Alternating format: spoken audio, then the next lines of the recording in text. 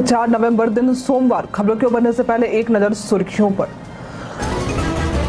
1-2 कमरे के स्कूल में नई व्यवस्था होगी लागू। अलग अलग शिफ्ट और स्लॉट के जरिए होगी पढ़ाई। स्थानीय जनप्रतिनिधि स्कूल की टाइमिंग करेंगे तय। बिहार में तापमान में आई गिरावट। पश्चिमी और पूर्वी चंपारण में बारिश की है संभावना। अन्य जिलों के मौसम रहेंगे शुष्क। विमेंस चैंपियंस ट्रॉफी में होंगे सुरक्षा के खास इंतजाम। सुरक्षा के लिए होगी 4 स्तरीय व्यवस्था। दर्शकों को 2 घंटे पहले स्टेडियम में QR स्कैन कर मिलेगा प्रवेश। छठ में आसमान छू रहा फ्लाइट का किराए में 25 से 60% तक की हुई बढ़ोतरी। हवाई चप्पल वाले हवाई जहाज में भरेंगे उड़ान। पीएम मोदी का दावा हुआ खोखला। बिहार में छठ के कारण बंद रहेंगे बैंक। 4 दिन तक बैंकिंग कार्य नहीं कर पाएंगे लोग। जानिए कब कब बैंक रहेंगे बंद। तत्काल टिकट बुकिंग में इन बातों का रखे ख्याल। कंफर्म मिलेगी टिकट। 1 दिन पहले बुक करनी होती है तत्काल टिकट। भारतीय टीम की हार पर निराश हुए कप्तान। रोहित शर्मा ने हार के लिए जिम्मेदारी। पहली बार भारत घरेलू टेस्ट सीरीज में हुआ क्लीन स्वीप। और मिशन यूपी में 7,401 पदों पर भर्ती निकाली गई है। आवेदन प्रक्रिया शुरू है और आवेदन करने की अंतिम तारीख 17 नवंबर है। इच्छुक उम्मीदवार इसकी आधिकारिक वेबसाइट upnrhm.gov.in पर जाकर आवेदन कर सकते हैं। इस भर्ती के लिए जरूरी है कि उम्मीदवारों ने BSc नर्सिंग किया हो। उम्मीदवारों का चयन कंप्यूटर बेस्ड टेस्ट और डॉक्यूमेंट वेरिफिकेशन के आधार पर होगा। भर्ती से संबंधित सटीक और अधिक जानकारी के लिए आप इसके आधिकारिक वेबसाइट और अधिसूचना को देख सकते हैं। बिहार पर्यटन में आज हम बात करेंगे राजगीर में स्थित रोपवे की। ये 8 सीटों वाला रोपवे है जहां 18 केबिन मिल जाएंगे। इस पर बैठकर आप पहाड़ और वादियों की खूबसूरती को निहार सकते हैं। इस रोपवे पर बैठकर आप विश्व शांति स्तूप तक पहुंचेंगे। ये शांति स्तूप भगवान बुद्ध के शांति और विश्व संघ के प्रतीक के रूप में जाना जाता है। रोपवे से शांति स्तूप तक पहुंचने का रास्ता प्राकृतिक सौंदर्य से भरा हुआ है। यदि आप कभी राजगीर जाते हैं तो इन पर्यटन स्थलों पर भ्रमण के लिए जा सकते हैं। आगामी 11 नवंबर से राजगीर में आयोजित होने वाली विमेंस एशियन चैंपियंस ट्रॉफी के दौरान खेल परिसर में सभी वाहनों का प्रवेश प्रतिबंधित रहेगा। सुरक्षा के लिए 4 स्तरीय व्यवस्था की जाएगी जिससे बिना पास किसी को भी प्रवेश नहीं मिलेगा। दर्शकों को 2 घंटे पहले स्टेडियम में आने की अनुमति होगी और सीट भर जाने पर प्रवेश बंद कर दिया जाएगा। नगर आयुक्त दीपक कुमार मिश्रा ने बताया है कि खिलाड़ियों के लिए एक लेन रिजर्व रहेगी जबकि दर्शकों के लिए दूसरी लेन रहेगी। विभिन्न गेट्स के माध्यम से अलग अलग श्रेणी के लोगों को प्रवेश मिलेगा। मैच के दौरान 11 मैच होंगे और खाद्य स्टॉल, शौचालय और जल व्यवस्था की सुविधाएं उपलब्ध रहेंगी। दर्शकों को QR कोड स्कैन करके स्टेडियम में प्रवेश मिल सकेगा। BPSC 70वीं संयुक्त प्रारंभिक परीक्षा CC 2024 के लिए आवेदन करने की आज अंतिम तारीख है। यदि आपने अभी तक आवेदन नहीं किया है तो आपको आधिकारिक वेबसाइट ऑनलाइन bpsc.bihar.gov.in या bpsc.bih.nic.in पर जाना होगा। आवेदन के लिए उम्मीदवारों के पास एक OTR यानी वन टाइम रजिस्ट्रेशन प्रोफाइल होनी जरूरी है। पहले आवेदन की तारीख 18 अक्टूबर थी जिसे बढ़ाकर 4 नवंबर किया गया है। इस दौरान उम्मीदवार अपने OTR विवरण को अपडेट कर सकते हैं लेकिन नाम, माता पिता का नाम और जन्म तिथि में कोई बदलाव नहीं कर सकते। 70वीं CC परीक्षा में अब 70 नई रिक्तियों के साथ कुल 2027 पद होंगे और परीक्षा 13 से 14 दिसंबर को होगी। सामान्य वर्ग के लिए आवेदन शुल्क 600 रुपए है जबकि अन्य वर्गों के लिए ये 150 रुपए है। अधिक जानकारी के लिए आधिकारिक वेबसाइट पर जा सकते हैं। बिहार की शिक्षा व्यवस्था में सुधार के लिए विभाग ने महत्वपूर्ण कदम उठाया है। ऐसे स्कूलों में जहां एक ही कमरे में कई कक्षाएं चलती हैं वहां नई व्यवस्था लागू की जाएगी। शिक्षा विभाग के अपर मुख्य सचिव S सिद्धार्थ ने बताया है कि अलग अलग शिफ्ट और स्लॉट के माध्यम से पढ़ाई का कार्यक्रम तैयार किया जाएगा। हेडमास्टर और शिक्षक तय करेंगे कि किस शिफ्ट में कौन पढ़ाएगा। इसके अलावा 1 जनवरी 2025 से छात्रों की उपस्थिति ऑनलाइन होगी जिसमें सॉफ्टवेयर छात्रों के चेहरे की पहचान करेगा। इससे उपस्थिति में पारदर्शिता आएगी। अभिभावकों और शिक्षकों की बैठकें भी होंगी जिसमें स्कूलों की टाइमिंग को स्थानीय जनप्रतिनिधियों की राय लेकर तय किया जाएगा।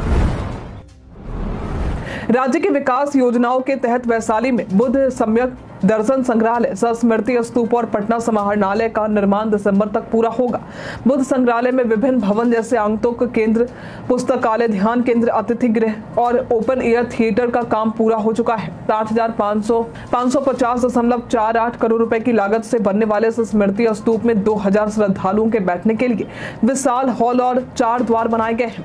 पटना समाहरणालय का निर्माण 186.42 करोड़ रुपए में हो रहा है, जिसमें मुख्य भवन, जिला परिषद भवन और अनुमंडल कार्यालय शामिल है। इसके अलावा राजगीर में 40,000 सीटों वाला अंतर्राष्ट्रीय स्तर का क्रिकेट स्टेडियम और APJ Abdul Kalam science city का निर्माण भी चल रहा है, जिससे युवा वैज्ञानिक क्षेत्रों में प्रेरित होंगे। देश भर में त्योहारों का मौसम है। दिवाली और भाई दूज के समाप्ति के बाद बिहार और पूर्वी उत्तर प्रदेश में छठ पूजा की तैयारियां जोरों पर है। अगले हफ्ते बैंकों में 4 दिन छुट्टी रहेगी। 7 और 8 नवंबर को छठ पूजा, 9 नवंबर को दूसरा शनिवार और 10 नवंबर को रविवार होने के कारण बैंक बंद रहेगा। छठ पूजा के लिए 7 नवंबर को बिहार, दिल्ली, झारखंड और पश्चिम बंगाल में और 8 नवंबर को बिहार, झारखंड और मेघालय में बैंक बंद रहेंगे। ग्राहक ऑनलाइन बैंकिंग या एटीएम के जरिए भी अपने वित्तीय कार्य निपटा सकते हैं। लोक आस्था का महापर्व छठ 5 नवंबर से नहाय खाए के साथ शुरू होगा। इस पर्व को मनाने के लिए बिहार से बाहर रहने वाले प्रवासी मजदूर, छात्र और कामकाजी लोग अपने घर लौटने के लिए बेताब हैं। छठ के मद्देनजर सरकार ने 7,000 से ज्यादा ट्रेनें चलाने का दावा किया है, लेकिन बिहार आने वाले अधिकांश ट्रेनों की आरक्षित सीटें पहले ही भर चुकी हैं। कई ट्रेनों में वेटिंग लिस्ट सैकड़ों में है, जिसके कारण कई लोग फ्लाइट से यात्रा करने की सोच रहे हैं। हालांकि एयरलाइंस कंपनियों ने किराए में भारी बढ़ोतरी कर दी है। दिल्ली से पटना का किराया 23,000 और लखनऊ से पटना का किराया 25,000 तक पहुंच गया है। इस बढ़ते किराए पर लोगों ने चिंता जताई है, ये कहते हुए कि प्रधानमंत्री का हवाई चप्पल वाले भी उड़ान भरेंगे का वादा अब मुश्किल होता जा रहा है।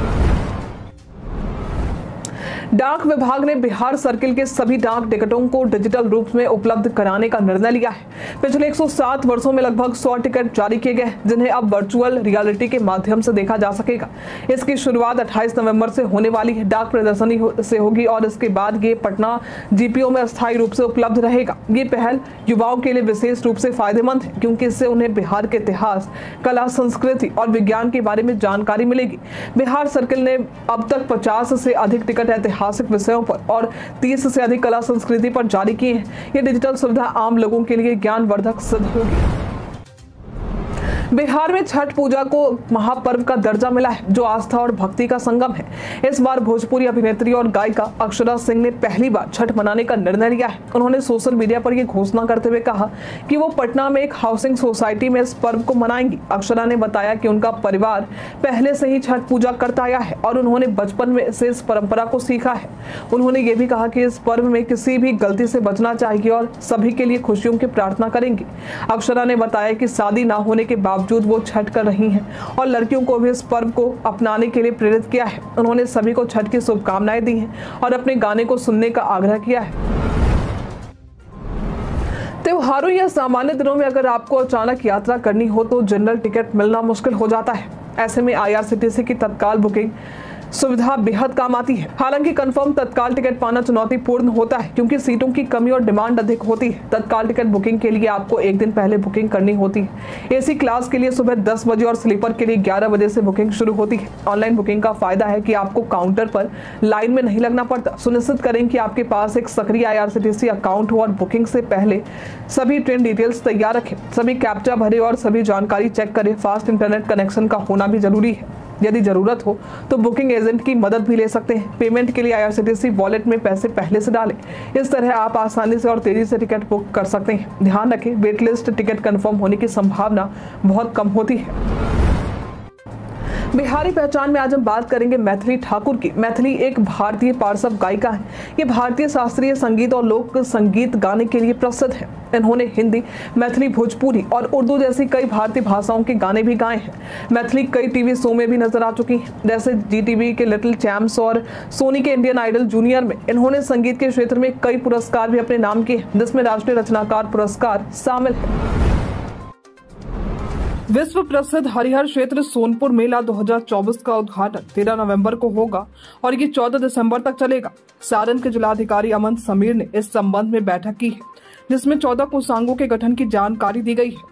मेले में विभिन्न सांस्कृतिक कार्यक्रम होंगे, जिसमें पर्यटन विभाग, कला संस्कृति एवं युवा विभाग, जिला प्रशासन, सूचना एवं जनसंपर्क विभाग और अपराध अनुसंधान विभाग शामिल है। इसके अतिरिक्त पुस्तक मेला, साहित्यकारों की गोष्ठी और गंगा महाआरती का आयोजन भी किया जाएगा। पेंटिंग और क्विज प्रतियोगिताएं भी होंगी। सभी कार्यों की जिम्मेदारी अलग अलग अधिकारियों को सौंपी गई है और उन्हें समयबद्ध तरीके से काम पूरा करने के निर्देश दिए गए हैं। सीबीएसई ने निजी स्कूलों में प्रैक्टिकल, इंटरनल और प्रोजेक्ट असेसमेंट में हो रही अनियमितताओं पर सख्त कदम उठाए हैं। अब स्कूलों को अंक अपलोड करते समय पारदर्शिता बरतनी होगी, जिससे छात्रों के परिणामों में धांधली ना हो सके। बोर्ड ने 200 से अधिक विषयों के लिए नया फॉर्मेट जारी किया है, जिसमें सभी विषयों के अंकों को अलग अलग अपलोड करना अनिवार्य होगा। सीबीएसई ने पाया कि कई स्कूल एक ही अंक दर्ज कर देते थे, जिससे गड़बड़ियां होती थी। इस नए नियम से न केवल छात्रों के भविष्य की सुरक्षा होगी, बल्कि अभिभावकों को भी राहत मिलेगी, क्योंकि इससे शिक्षा प्रणाली में सुधार और निष्पक्षता सुनिश्चित हो